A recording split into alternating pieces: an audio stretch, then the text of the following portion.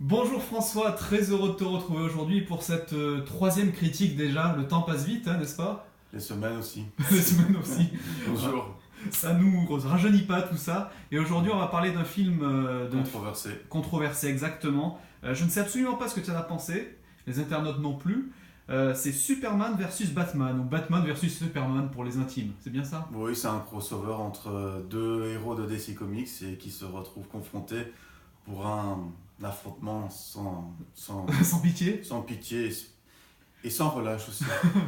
Et Batman, alors c'est une longue histoire d'amour que tu as pour bien cette saga. Est-ce Regarde. que tu t'attendais... Ah bah oui, bah je vois ça. Est-ce que tu- Et là, The Dark Knight et Exactement. Batman. Et tu attendais, j'imagine, ce film avec impatience. J'avais de grosses anticipations, oui. Oui. Et Ouais. de gros doutes aussi. Et alors finalement, verdict. Finalement, c'est un film bancal, bâtard, et qui a été fait, je pense, dans une certaine douleur, mais pas dans la même douleur pour faire un film de qualité. Ouais.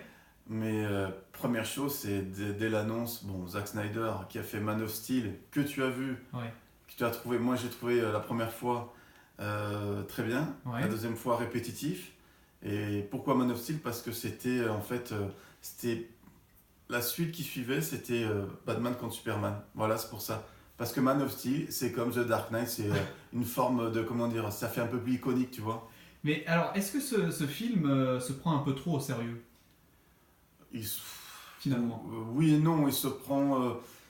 C'est un film, comment dire, c'est un univers assez étendu, du coup, Ouais. on appelle ça le DCU, c'est-à-dire que c'est un univers étendu avec des personnages de DC Comics, où on retrouve Wonder Woman dedans, on Ouais. retrouve Batman, Superman, donc ça fait déjà trois personnages emblématiques Ouais. de cet univers. Et tu as des caméos, on appelle ça des caméos. Des caméos, c'est des apparitions de quelques secondes, voire d'une minute, en gros, d'Aquaman, Ouais. de Flash, Ouais. de Cyborg, et si j'en ai oublié un, non, je crois que le compte est bon. C'est bon. Le compte est bon, et pourquoi on nous fait ça dans ce film? C'est pour inaugurer le film d'après, qui est la Justice League, qui sort le mois prochain, je crois, c'est vers le 17 le 15, ou le 15 novembre en France. Et du coup, donc, est-ce que ce patchwork de personnages, par exemple, mêler Superman et Batman, déjà, est-ce que c'était une fausse bonne idée? Ça dépend le projet, comment t'allais l'installer, quelles étaient tes intentions de base. Oui. Et finalement, c'est un projet assez casse-gueule. Mm. Parce que sur 2h30, le film dure 2h30 Oui. pour la version théâtrale, enfin je veux dire celle qui est sortie au cinéma. Oui. Par contre, la director's cut, c'est-à-dire la version qui a été amputée d'une demi-heure, donc dure 3 heures. Donc une demi-heure sur un film de 2h30, c'est quand même un gros morceau, quoi. Et j'ai vu les deux versions et je trouve que la version de 3 heures corrige les faiblesses dans la narration, on va dire. Il y a des trous comme ça, il y a des ellipses, comment dire, des choses qui ne sont pas bien exploitées, pas assez. Par exemple, quoi? Le tout début, dans la scène avec Amy Adams qui joue Lois Lane et que tu aimes bien parce que tu l'as vu dans No Steel, je sais pas, tu t'en souviens, la rouquine? Bien entendu. Ah, Voilà. attends, qui ne s'en souvient pas? Oui, il est honnête. Du coup, elle se retrouve confrontée avec un complot, comment dire, une sorte d'affaire CIA, parce qu'elle est journaliste, elle va investiguer là-bas, je crois que c'est en Afrique du Sud, et puis ça part un peu en cacahuète, comme on dit. Et là, il y a pas mal de. C'est surdécoupé, enfin, il y a des. C'est charcuté, pardon. C'est charcuté, c'est ça. Il manque des choses, on comprend pas pourquoi Superman intervient à ce moment-là, pourquoi et tout ça. Et dans la version de 3 heures, on comprend les intentions, plus les intentions de Clark Kent qui est Superman, Oui. et celle de Batman aussi. Parce que on peut revenir à ce débat-là, je pourrais en faire Oui. 5 minutes là-dessus.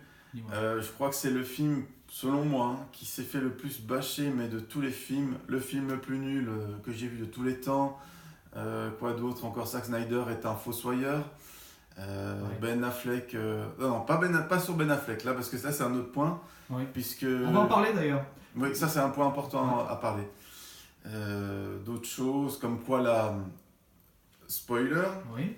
la mort. Mais de toute façon, toutes les critiques qu'on va faire, on va parler, on est obligé un peu de parler spoiler. Et ce film est sorti Oui. pas trop récemment, mais il y a 1 an et demi. Tu peux en parler. Donc, je pense que certaines personnes l'ont vu déjà. Donc le spoiler. Le spoiler, donc du coup, c'est la mort de Superman. Oui. Mais enfin, c'est la fausse mort. Elle est un peu fake Ouais. parce que il y a la dernière scène, comment dire, c'est comme dans la bande dessinée The Dark Knight Returns. Ouais. Ben, à la différenciation de Bruce Wayne qui fake sa mort, là on voit Superman dans le cercueil, et en fait, comment dire, on voit le cercueil et à la terre qui n'est pas encore dessus, Ouais. et du coup on le voit un peu trembler comme ça, un gémissement, comme quoi si le cœur rebattait, et on sait qu'il n'est pas mort. Mais bon, dans les dernières bandes annonces de Justice League, on voit qu'il sera là, il est dans les affiches promotionnelles, voilà, donc... Je préfère tout ce cheminement-là de cette scène par rapport à la fin de Dark Knight Rises, où on essaie de te faire croire que, à un moment donné, Batman, il est mort. Et du coup, on t'a pris pour un con. Ah, et Voilà. ça t'aime pas ça. Ça, quand on te prend pour un con, Non, enfin, je veux dire, moi, ça aurait été la plus grande prise de risque, oui. parce que je n'aimais pas du tout le film, à part la première moitié, après la première partie, pardon. Puis ça se casse, excusez-moi, la gueule tout le long du métrage. Mais ça, c'est une comparaison. Je ferai un aparté une autre fois pour une critique de Dark Knight Rises. Pourquoi je trouve que c'est le Batman le plus pourri avec Batman et Robin. Je sais que je vais m'attirer la foudre de certains internautes, peut-être, mais j'ai des arguments.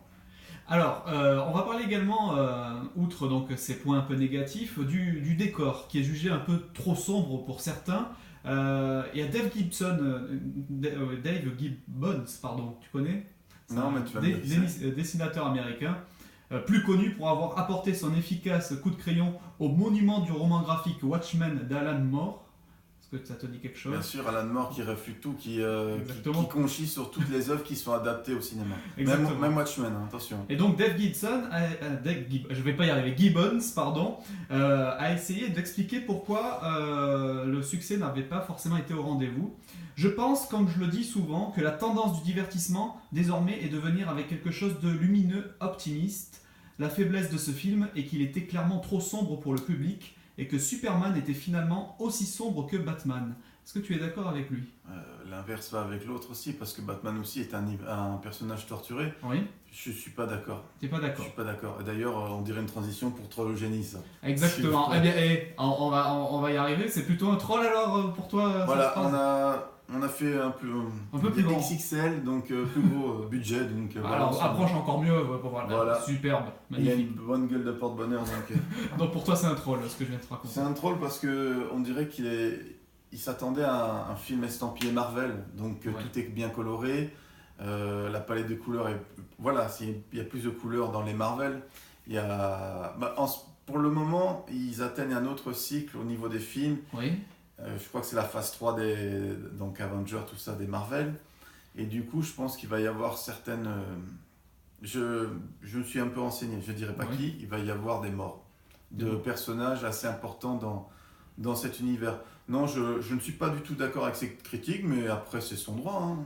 Pour toi, ça t'a pas dérangé en tout cas que l'univers soit beaucoup plus sombre que certains autres films de Batman? Ah non, parce que si jamais on se retrouve avec un film qui n'est pas sombre, il y a qu'à remater le festival de Rio, le carnaval de Rio avec Batman Forever et Batman et Robin. Donc là c'était, on avait mis Batman allez, tu vois, il y a la terre, il y a la tombe.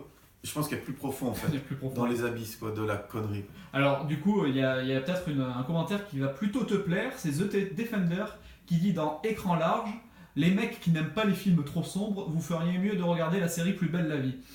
Est-ce que c'est un génie ou est-ce que c'est Non, c'est un troll. Ah, c'est un troll aussi. Non, c'est un troll parce que ça s'arrête là son commentaire. Ah, exactement. D'accord. Pourquoi c'est pas constructif. C'est pas que je suis pas d'accord ou ni être en accord avec lui, c'est que écoute, faire un comparatif aussi radical et aussi dénaturé et qui n'a aucun sens, pour moi, je crois qu'il est en phase, il n'est pas en phase de maturité, il débute comme nous en fait. Il débute comme nous, oui, c'est ça. Tu te considères immature, petit aparté, ou mature? Non, je pense que j'ai atteint un certain degré de maturité. Excusez-moi, je m'envoie une fleur. C'est pas grave. Ce sera peut-être pas la dernière, peut-être. C'est pas grave, il faut. Hein. De toute façon, tu es loin d'arriver au niveau de Durandal en matière d'envoyage de fleurs. Hein. Et soulignons que Durandal a aimé ce film. En plus. Que j'ai bien aimé la critique. Ah voilà, bah, comme quoi, tu vois, le Fossoyeur aussi, il a défendu. Exactement, on continue. Alors, dans quelques instants, il y aura les emojis du jour. Vous verrez, c'est une nouvelle rubrique, on va tester ça. On va continuer avec le troll au génie. Je voudrais te rappeler, en Oui, ayant interrompu, oui, dites-moi. on a oublié de faire le point Ben Affleck. Mais on va le faire, ça arrive. Ça Mais arrive, tu ça m'as sera pas dit dans à la. quelle minute. Ah bah non, on est à la 10e minute, ça sera vers la 14e. Voilà. Pour le petit suspense Si vers on la pouvait fin. arrêter le temps des fois et faire... Je rigole. On se retrouve dans 4 minutes. Alors, nouvelle critique, nouveau commentaire. Corleone qui nous dit: voilà ce qui arrive quand un studio met un catalogue en or entre les mains d'un réal inexpérimenté et le laisse en roue libre. Sérieux cas d'école que ce film. Est-ce que tu es d'accord? C'est toujours troll ou génie là pour le coup. Moi, ça me fatigue. Ah bah direct les Attends. emojis. Ah bah d'accord, très bien. Non, Ça non, fatigue. je préfère, parce qu'on a fait une intrologénie, ben, je pourrais faire ça. Oui, alors pourquoi? Ça, c'est une nouvelle idée de rubrique. On pourrait mélanger les deux en même temps. Exactement. Et non, c'est aussi du troll en fait. D'accord, pourquoi? Ben, parce que je suis pas en accord avec ce qu'il dit en fait. Au niveau du réalisateur, Je pense qu'il n'est pas inexpérimenté. Il fait des cadres assez Ouais. iconiques. Ouais. Son film par moments est un peu dégueulasse parce qu'il y a c'est bourré de fond vert, faut le Ouais. savoir. Mais sur l'intention de base et sur le traitement surtout, parce que moi je m'en fous complètement de Superman, je n'aime pas du tout ce personnage parce que pour moi il est inintéressant et invulnérable. Mais ce qui est bien dans ce film, dans Superman, pour Superman, il le rend invulnérable, donc il le rend vulnérable, Ouais. ce qui fait qu'on a plus d'empathie pour lui. Et du coup, pour revenir à Batman, ben, c'est un personnage torturé, et du coup il est encore plus torturé. Je pense que c'est après, il a perdu Robin dans le film, on le voit sur une certaine scène avec c'est le Joker qui l'a tué. C'est dans le comics, c'est ça en fait. On le voit le costume et tout, enfin je veux dire, dans sa Batcave. Et donc pour toi, Superman, ils en ont fait un messie ou un martyr au final? Ce qui est bien, c'est que dans le film, il le traite un peu des deux, quoi, parce qu'il montre que c'est un peu un sauveur de certaines, comment dire, causes, Ouais. comme par exemple cette scène où il vient sauver des villages, enfin des gens Oui. qui sont, par exemple, qui ont été victimes d'une forme de tsunami où ils sont sont planqués sur, comment dire, ils sont sur leur tuile, comme dans leur toit, Ouais. et ils ont dessiné, enfin ils sont d'excellents peintres, hein, Ouais. ils ont bien tagué le logo Superman en blanc. Il n'y a pas un truc qui est, voilà, c'est une erreur de script, mais franchement, l'idée en elle-même et pour la scène, elle est puissante. Voilà, ça fait assez christique. Donc, Voilà. d'après ce qu'on voit pour l'instant, avant de passer à la minute Ben Affleck, ça sera dans quelques instants, Ouais, spécial Ben Affleck. spécial Ben Affleck, d'après ce que je crois voir, tu es plutôt mitigé sur ce film. Il y a des bonnes choses et des choses un peu moins bonnes. Donc, n'en dis pas plus, il y aura ta note fricadelle sur 5 dans quelques instants. Juste avant, je te laisse repiocher dans tes émoticônes pour la question suivante.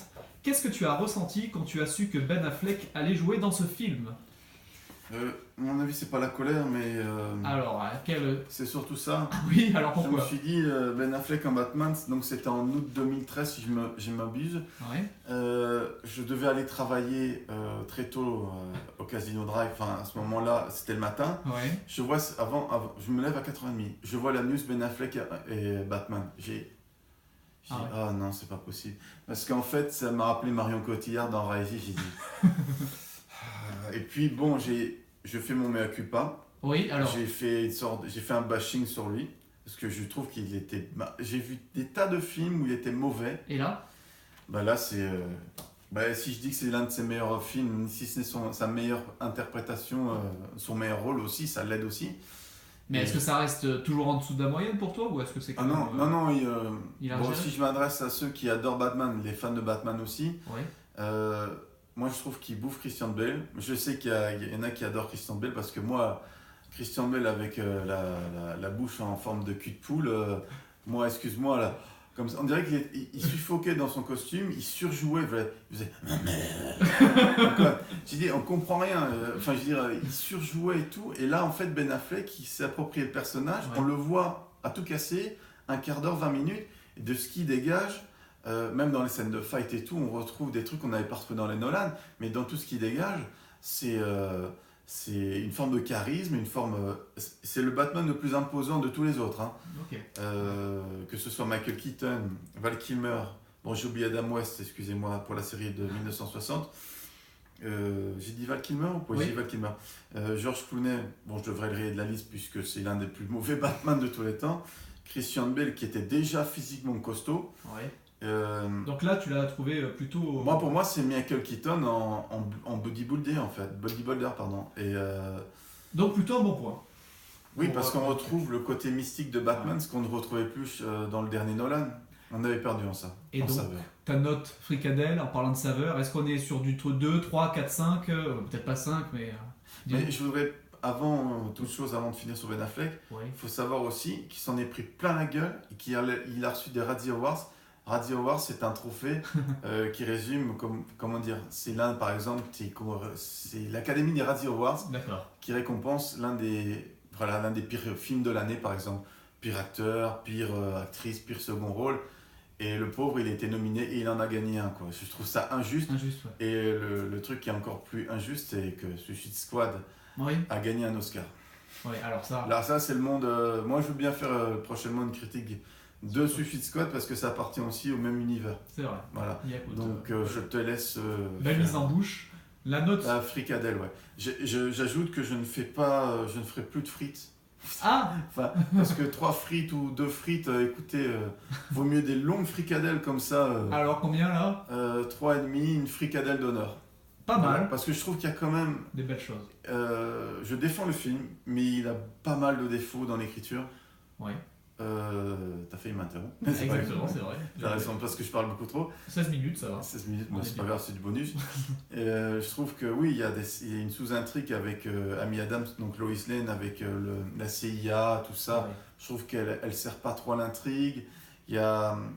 Et pour revenir aussi au rôle du méchant, Lex Luthor, Mhm.